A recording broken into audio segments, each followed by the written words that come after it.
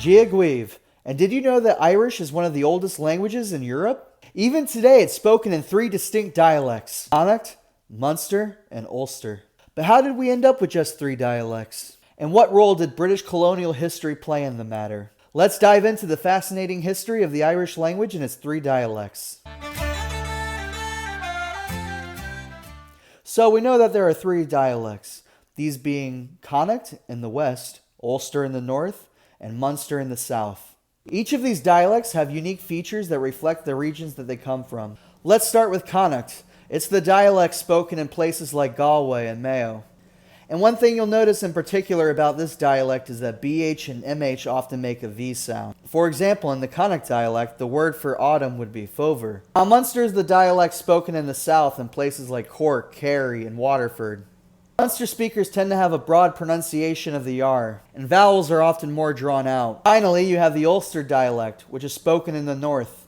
It has closer ties to Scottish Gaelic, and it's known for its more guttural sound. But why are there only 3 dialects? Well, there was a point in Ireland when the Irish language communities were more varied.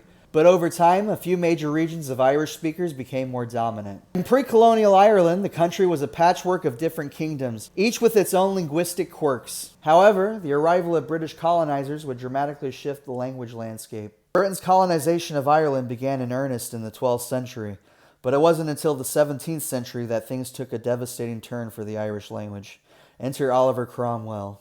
In the 1650s, not only did Cromwell's brutal military campaign decimate Irish populations, but it left a lasting mark on the language as well. After his conquest, Oliver Cromwell pushed many Irish people off of their land, forcing them to leave for Connacht, the westernmost province of Ireland. Cromwell famously said, "To hell or Connacht," meaning the Irish had a choice: move to the poor, barren lands of Connacht, or face even worse consequences. This relocation concentrated Irish speakers in the west, which is why Connacht Irish is one of the most dominant dialects today.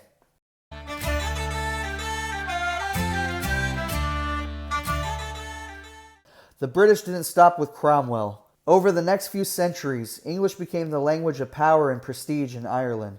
The English language was imposed through the education system, and laws were created that discouraged the use of the Irish language. The Great Famine in the 1840s hit the Irish-speaking community the hardest. Many native speakers either immigrated or died during this period, which further weakened the presence of the language in everyday life. Despite these challenges, Irish has survived. Each dialect, Connacht, Munster, Ulster, they all tell a story of unique resilience.